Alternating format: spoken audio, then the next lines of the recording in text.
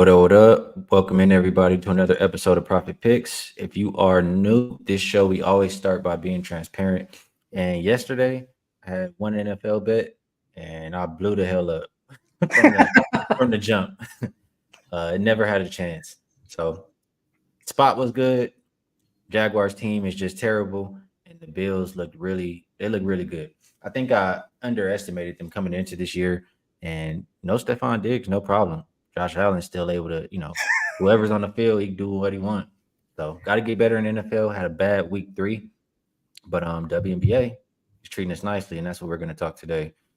Cabang, it's been a Yes, while sir. since I did a show with you. It's good to have you on. How have you been? How's sports been treating you?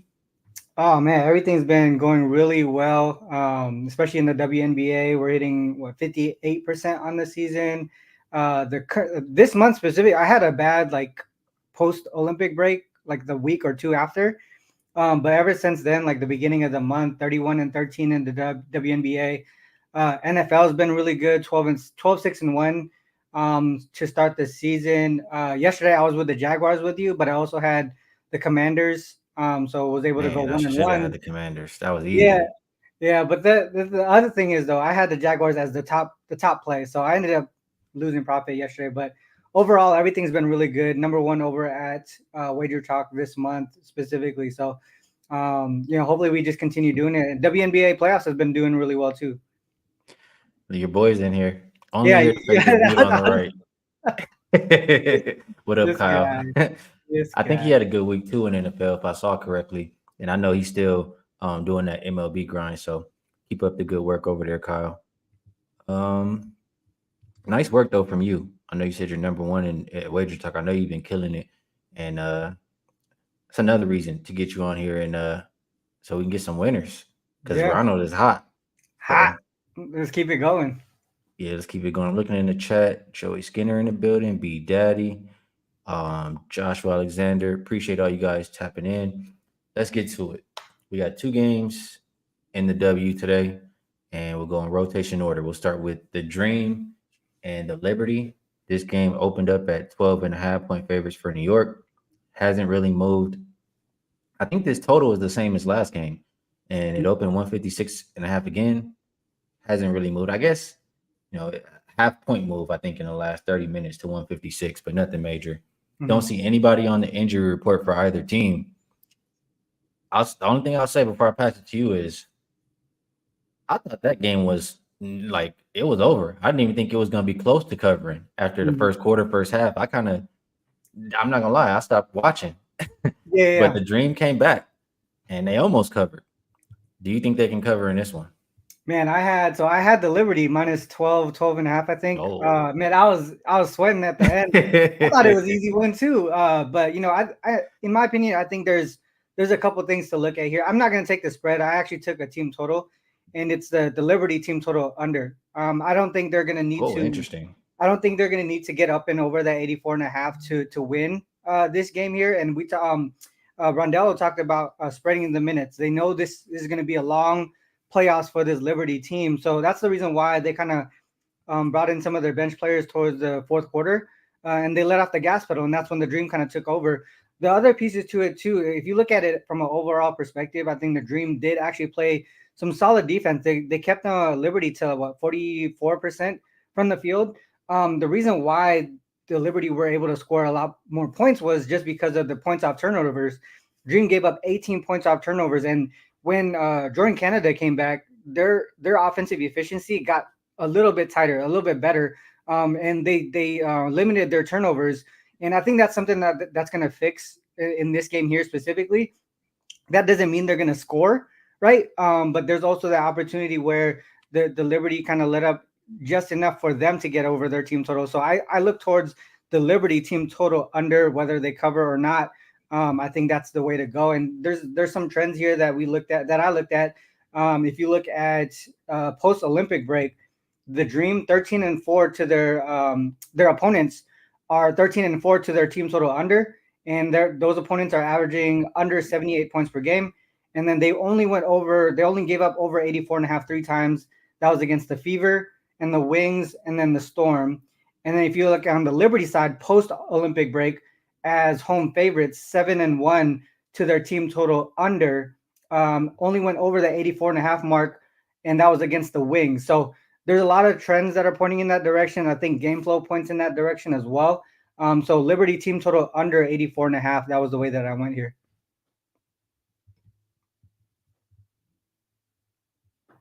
Sure, I think you're on mute. I don't know.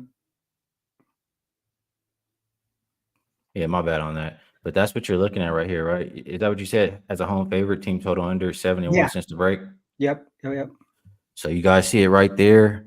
Um, I can't really argue. I agree. The Dream should struggle to score. Liberty more than capable of clamping down on teams, and Hmm. that game looked really easy yesterday. So I agree. If they get up, they kind of could take their foot off the gas just like yesterday. I think that's a solid play. Hmm. And defensive rating. I mean, I think the Dream. I don't know. I feel like they've been a little better than 6, but I'll go with the number 6 and number 2. I would only look towards an under. Ronald specifically likes the Liberty team total under, and I Hmm. cannot talk you off. So good stuff on that. Take that off there. Mark says he told you. So he's a believer in that. GLB bets likes Alicia Gray over 4.5 rebounds. And I think I will be out on this game. But the next game I am interested in. Let's talk about the Storm and the Aces. Opened up Aces -8. That's where we're sitting at still right now. There are some 7.5. So depending on what you like, make sure you line shop. The opener for the total on the odd screen says 159.5, but I'm pretty sure it was 162. And now we Hmm. see it as low as 158. Only see Queen Egbo game time decision on the injury report for both teams.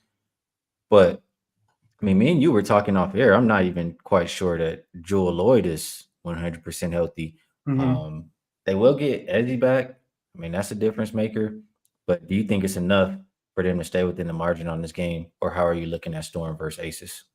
Yeah, for me specifically, so we have that promo over at Wagertalk, that $5 thing, but I gave this out to my clients at 161 yesterday. It's at 159. I mean, in my opinion, I know it's just 2 points, but it seems really kind of it gets to the point where it's a little too tight to give that out to clients. But I think that's still the way to go here. It's towards the under. You mentioned, what we talked about with Joel, like she just did not look healthy yesterday or the other day. She obviously in a key part of the game was not in the court when they needed her most. That tells you a lot about how and where her health is. And as he coming back, I think that would slow the pace down a little bit. Also, pick up the paint defense as well for the Storm. So I think that I still think that it's the under. If you look towards some of the trends here, Aces 13-4 to the under since the Olympic break, averaging 159.7. So that's what I was talking about. How it gets kind of tight, right? We talked about the 161. It's at 159 right now. And then the Storm, they've gone under in 7 of their last 9, and then they're averaging 156.9 per game in those games. So for me, I just expect another slow-paced game, defensive game from two. To me, I feel like they're still top defenses. I think Jewel Lloyd's kind of been barbecue chicken. I think whoever was being guarded by Jewel yesterday or the other day, they were attacking. And I think they were just. I think that's the reason. That's probably the reason why they took her out in the fourth quarter. Because in the first half, I think she was guarding Chelsea Gray or whatever. And then in the second half, she was guarding Jackie Young, and it just so happened those were the two people that kept scoring in those halves. I think Gabby they switched off with Gabby Williams, and I put it on Twitter too or X. Gabby Williams is an underrated on ball defender, and that kind of just shows what happens. They started to attack Lloyd instead of Gabby. Well, I definitely know she's unhealthy. That could be it right there. I know Sammy Whitcomb can't defend either. That's probably why she got taken off the floor. It's but when I saw this Storm team the first half of the season, I was interested. I put a future in. When I saw them pick up Gabby Williams before the second half started, I put a future on the Storm plus 1800. And they've been garbage ever since, really. They've been 50-50, but they're expected to be better than what we've seen. Mhm. Um, if Lloyd can't play defense, Whitcomb can't play defense. Houston can't score. I mean, it's a lot of flaws for this Storm team. Mm-hmm. And for me, I just think it's pretty telling that the Aces, they went down by double digits, right? And they're still able to come back and win by double digits. So I think they got the wake up call they needed. Tell me what you think about this. I think the Storm, they felt disrespected coming into the series because I heard Mm-hmm. Noel Quinn say that the Aces kind of chose them, like they wanted them as the matchup. And they Yeah. looked like it when they played. But to me, it looked like they ran out of gas. Like they don't have a lot of players they can trust. NECA played 39 minutes, Mm-hmm. Sky, and it was somebody else played 36 minutes. They tired out there in that second half. Is that how you Mm-hmm. saw it? Yeah, I believe so too. I mean, I think if they were fully healthy, if they had Ezzy, if Lloyd was healthy, this is definitely not a matchup the Aces would have wanted, in my opinion. But I think, I mean, and it goes to show too that they were leading right in going into the fourth quarter. They only scored two They're up points. by one. Yeah, exactly. And I mean, they got tired, like you said. But I think coming out of the gate here, I think a lot of people are going to point towards like the Aces to maybe take that first quarter. I know people do first quarter bets and stuff like that, but I think that might be something to hold off on this time around because I think it's going to be a given that they're going to double NECA again, right? I think that's going to be a given. Obviously, the Storm are going to have to make adjustments, and they're going to be prepared for that. That's just my thought process. So I think maybe the Storm make the proper adjustments early on, and then maybe you have a live opportunity on the Aces to get a better number to get the win, if that's the way that you want to go. But in my opinion, I think the Storm are really good at making those types of adjustments. I think if you look at like the revenge angle this season or whatever, they've been pretty solid to start off those games. Yeah, that reminded me of something I saw here, so I'm going to pull this back up one more time. Um, get over to Seattle and Vegas, but this is post All Star. Sorry, excuse me, post All Star.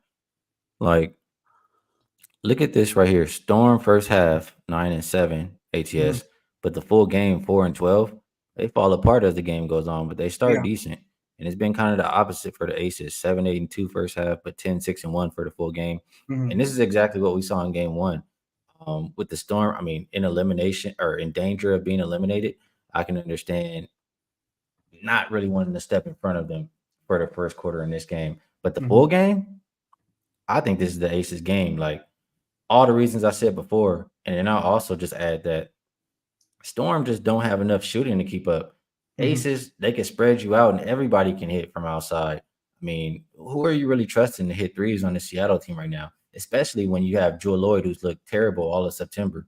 So it's a lot of ways I see for the Aces to extend this lead. I know Becky got on them at that halftime about their Hmm. defense, and they clamped up. I think we'll see really good defense again, and I think they kind of got their swag back, got their groove back. They're looking like the Aces of old. So Hmm. Aces minus 7.5 is the way I chose to play this game. I do have a question for you though. Hmm. You took this game at 162 or 161? 161. I was a little bit late, but I didn't. I did know there was a 162 at one point. So down to, I mean, what is the cutoff here? 158 is the lowest I see right now. Yeah. I would argue, or I'll give you a pushback and say Aces scored 9 points in the first quarter. Storm scored 2 points in the fourth quarter, and the game, I think, what it was 145. Hmm. Do you think? I mean, it's hard for me to see neither team. Either team miss 10 points in a quarter again. It could happen because they're both good defensively. But are Hmm. you worried about that? And what's the cutoff for this total? So I think so. If I look at the pace of play, right, the pace of play out of all the games during the playoffs, this was the slowest paced game. And I think even when you bring Ezzy back into the fold too, they tend to go a little bit slower, and their defense is a little bit better as well. From at least when you're talking about within the paint, in my opinion. And then if you look at other pieces too, whether we talked about Lloyd being injured. She's been inefficient offensively all season long. They're gonna have to rely on NECA and Skylar, maybe even Gabby Williams. But I think Gabby Williams, she's not as an efficient shooter as people think she is either. I think she's more of sort of like a slasher. The pace of play, inefficient offenses, whether or not the Storm get up and over or whatever it might be, like they over their number that they were at before. What did they score last game? Like 60, um, Eight. 67. They Oh, can get up 67. and over 67, still stay under their team total, and the full game still stay under, right? Like, I mean, how much more points is Ezzy to this team, in your opinion, right? And we know, like I said, I think the biggest key factor here is Lloyd being injured, right? Playing injured, and her being on the court actually hurts their offense more than it does help, right? So I still think that the under is the way to go. Obviously, I would much rather have you guys have it at the 161 that I had it at. But we're seeing 158 now. And when we get to the playoffs and things are more sharper, I mean, there's a case where you get down, if it gets down to like 157, maybe you take a little hedge on the over or whatever you want to do. But I'm gonna stick with the 161 that I have to the under. It's up to you. I mean, based on what we said and the numbers that we mentioned, I mean, like I said, with the Aces post Olympic break, all those unders, they're averaging 159, right, per game. And that's kind of like where it's at right now.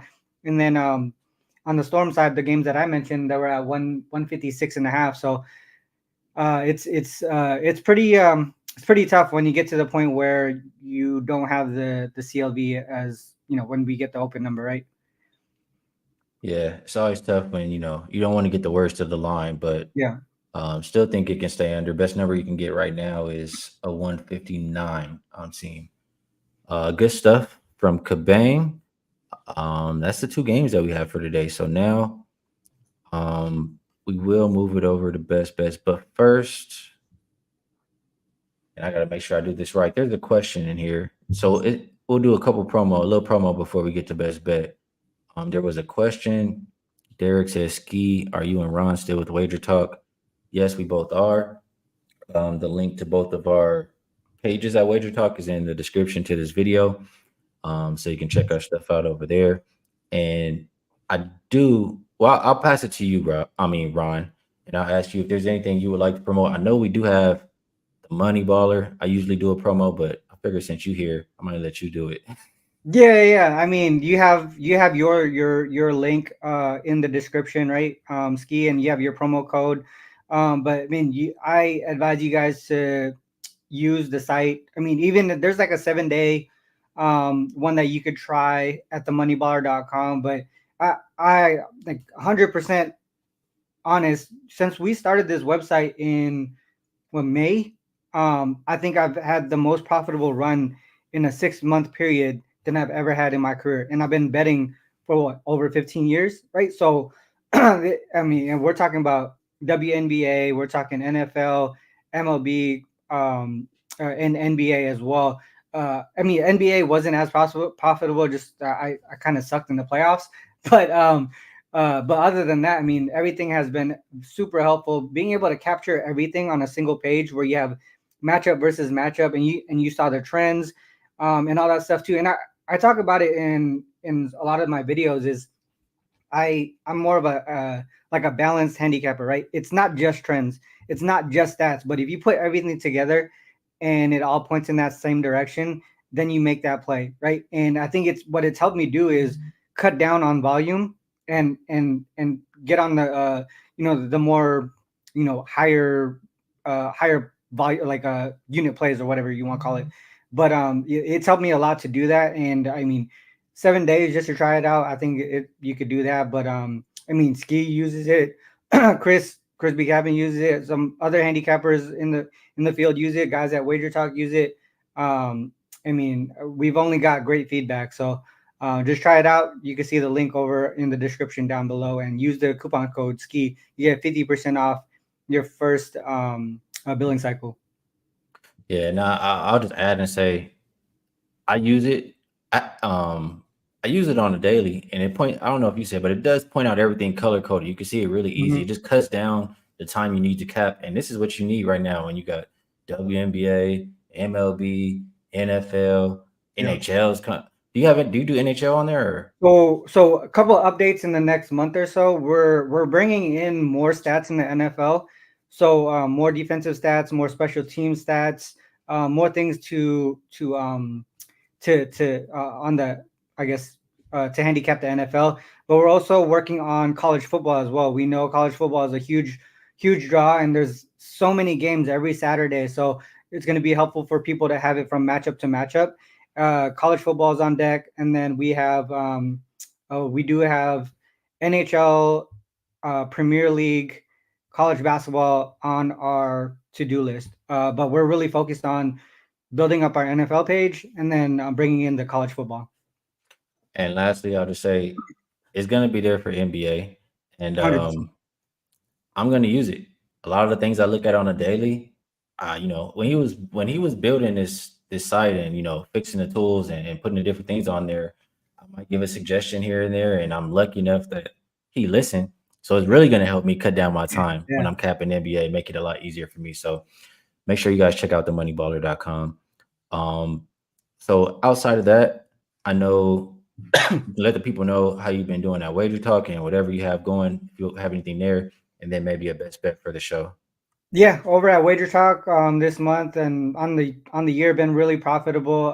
But this month specifically has been super hot. 20 or sorry, 57, 25 and 1 between NFL, WNBA, Nice MLB, work.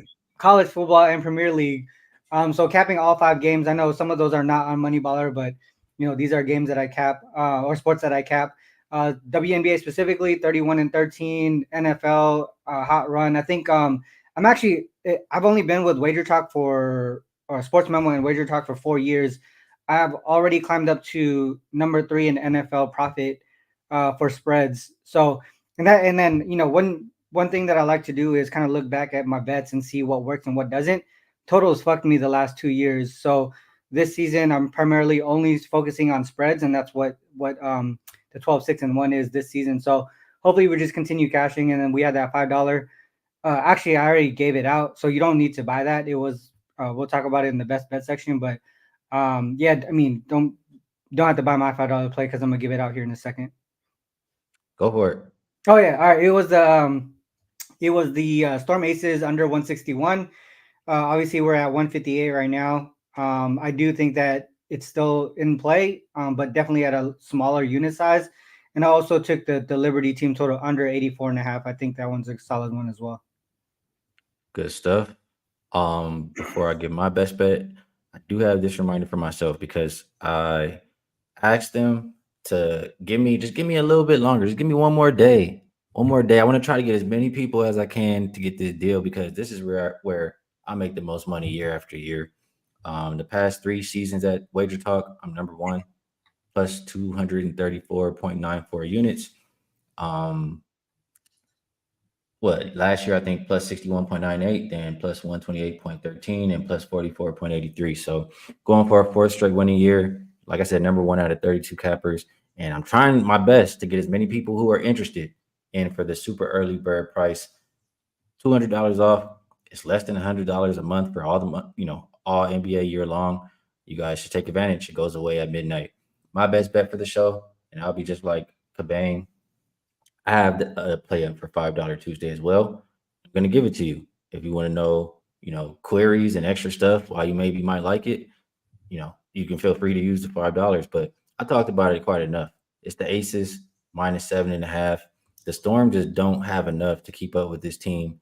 Aces got their groove back. The Storm caught them sleepwalking in the last game and still couldn't cover, still couldn't win. If Aces can if they can win by double digits after being down by double digits, I think this one's going to be a cakewalk. They're going to see the Liberty go and smack Atlanta. They're not going to want to give the Liberty extra time to rest before they have Mhm. to play the Aces. Aces minus 7.5. I do see it at a few shops right now. Will be my best bet for the show. So, Ron, appreciate you taking the time to come on and cap these games with me and Mhm. sharing with the people.